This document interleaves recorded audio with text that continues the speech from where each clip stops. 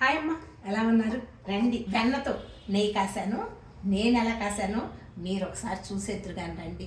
కొంచెం ఆరోగ్యంగా మెంతులు వేసి షుగర్ ఉన్న వాళ్ళకి కూడా బాగుంటుందమ్మా, వేసి చేశాను. రండి చూసేయండి. ఒకటే వంటనే రకరకాలుగా చేస్తారు. నేను వెన్నపూసతో నెయ్యి ఎలా చేస్తున్నానో మెంతులు వేసి ఒకసారి చూసేయండి. ఇలా మెంతులు వేసుకోండి, లో ఫ్లేమ్లో పెట్టండి, కాగనివ్వండి. ఇలా నిదానంగా కాద్దాం.